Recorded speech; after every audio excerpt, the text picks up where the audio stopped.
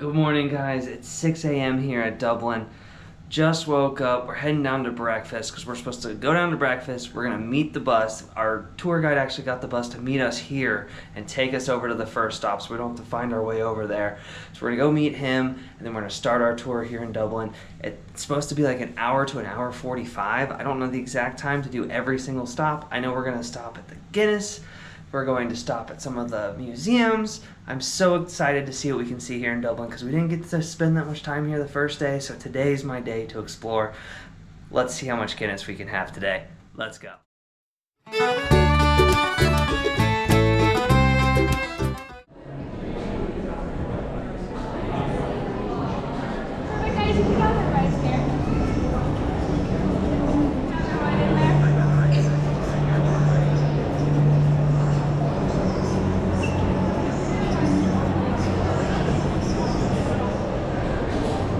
Do you want to get your photo there or maybe later? The journey begins here.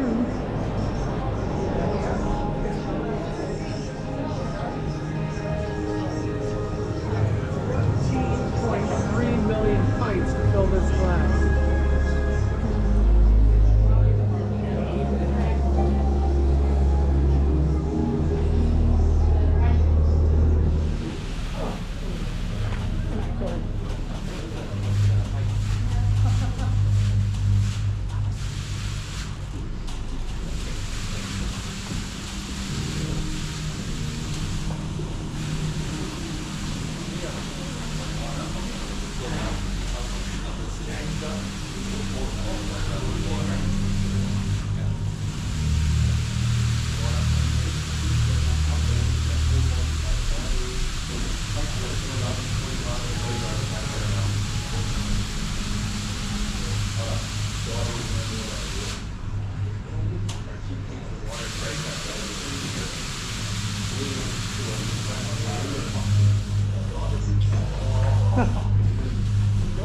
That's awesome.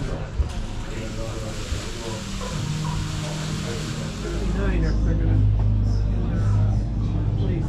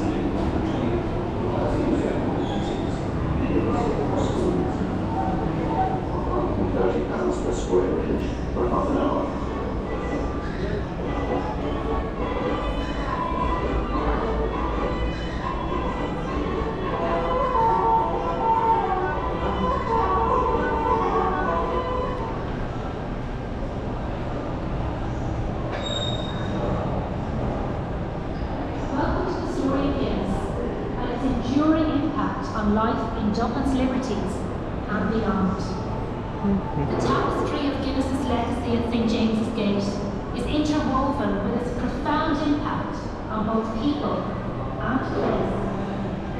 Arthur Guinness laid down a legacy of goodness that has spanned 3 centuries. He was 14.3 million. The tasting room. All the water leaking, that's not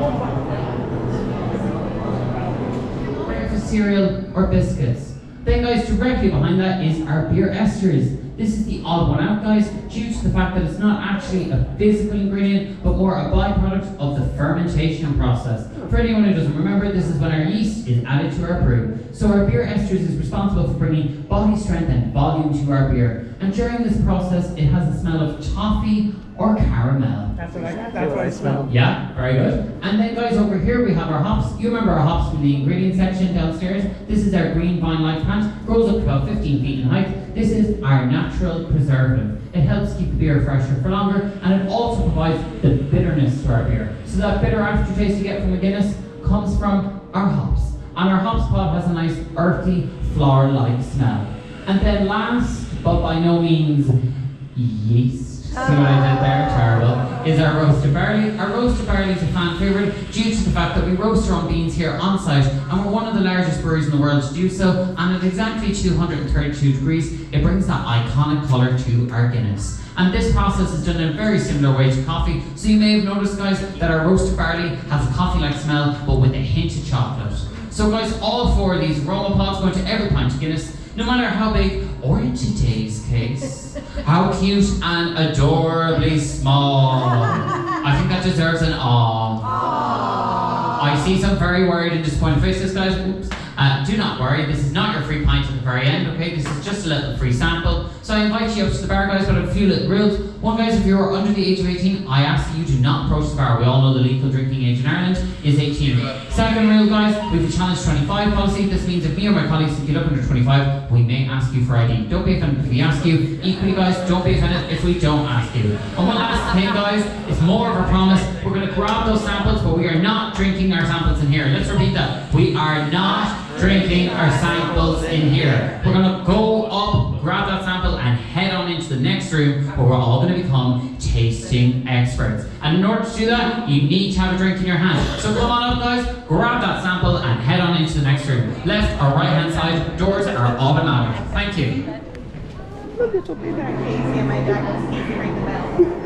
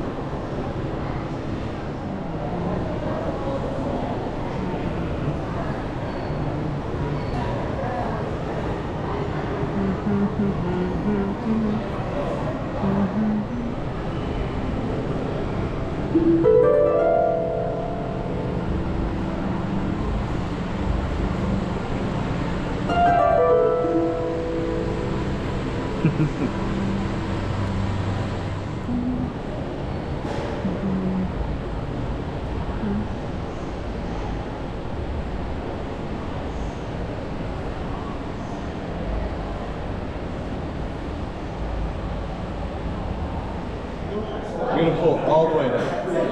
As it fills up, you're slowly going to tilt away from yourself. When you get to the top of the harp, you're going to stop. And you're going to let it settle, okay? It takes 119.53 seconds for it to settle. Of course, I'm not going to make you count that. That'd be ridiculous. But that's the official time. What really it is, it's closer to 60 to 90 seconds. Depends on the tap, depends on which been used. So, after it's settling, and I'll explain why we let it settle and what's happening in that. So it's better to see it rather than to talk about it. So I'll just show you as it's happening. After this, you hold your glass straight underneath, and this time you push against it, okay? You want to fill it all the way to the top, and have a little bit of a dome on it, hopefully, okay? Place it down, admire your pint, give yourself a pat on the back. you know, admire it. And if all goes well, you can get a certificate to say you poured the perfect pint of Guinness. And with that, you get a job anywhere in Ireland. Oh, there it is. Right, so, let me just make sure these are up. Perfect. Right. Who wants to go first? Yeah? So, use any of these to catch it.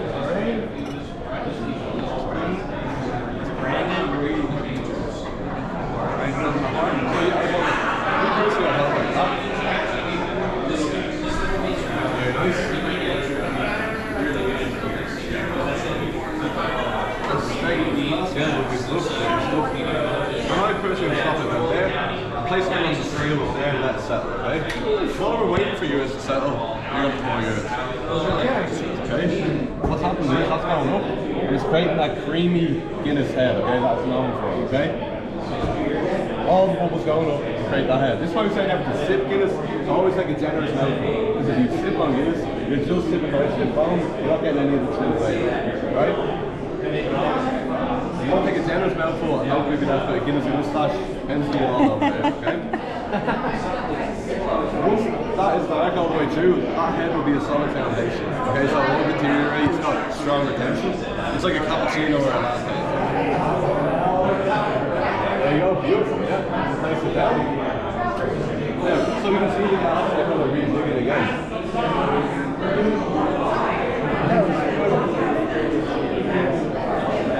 And you'll see the head will expand just a little bit because that light sheen is still going up, yeah?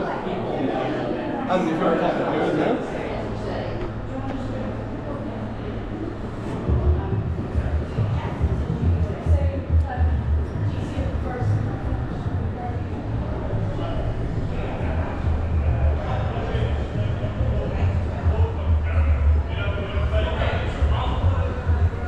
I think that's so funny.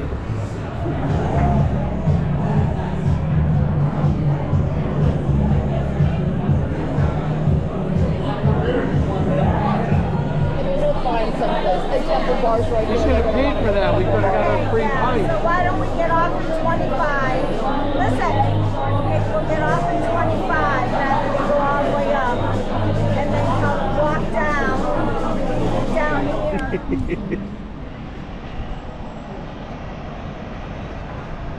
Okay, we don't need this anymore, right? This needs to keep us on tour, Careful. That's good enough. I got a little shower. And was funded by Pierce Lyon, an Irish-born entrepreneur who founded the Alltech Nutrition Company. This was a church. Huh? In 1948, the church steeple had to be removed due to structural damage and was only replaced as part of the conversion. The steeple line Whiskey distilleries tours that we do in the city, that one is my actual favourite. Partly to do with the history of... The French chateau-style building on the right is Dr. Stephen's Hospital and was the first public hospital in Ireland. It was opened in 1733 by Grizel Stevens, whose brother Dr. Richard Stevens left considerable money in his will for its foundation. It closed as a hospital in the 1980s and is now the headquarters of the Health Services Executive Stands in Dublin's Docklands. What's that building? That must be what you think I'm talking about. Mixed scenes from various campaigns.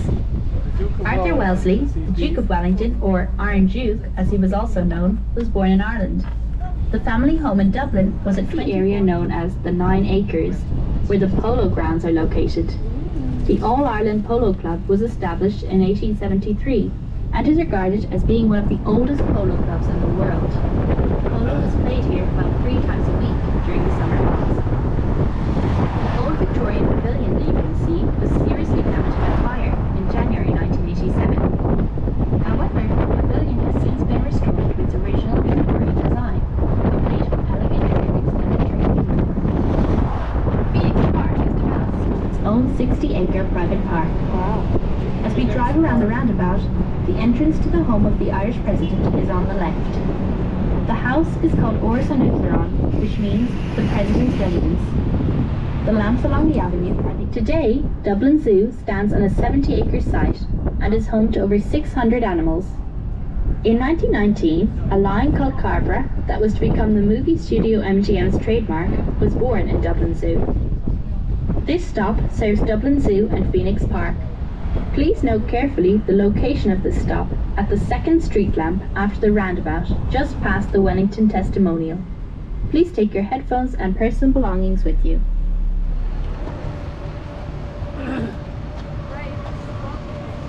That'll be one halfpenny, sir.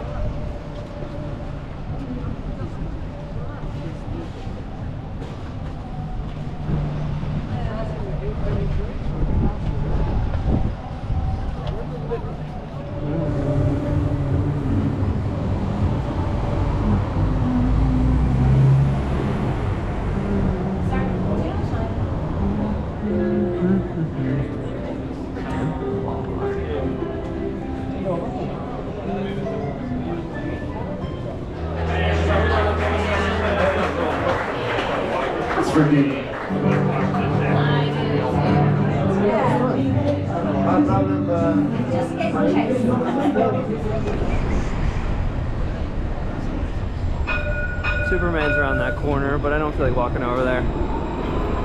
Going down to O'Connell Street to go get some dinner.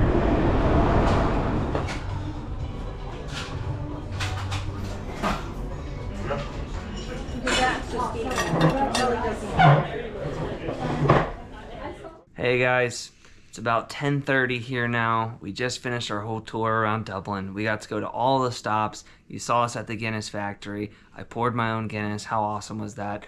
I have my certificate. We'll put it up here for you. Says that I poured the perfect Guinness. I'm finishing the night here with a Jameson Black Barrel.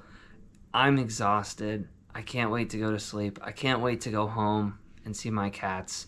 So we're heading to bed. Thank you guys so much for being here with our journey here. After 8 days, back to the States we go. And we'll catch you in the next one, guys. Have a good night.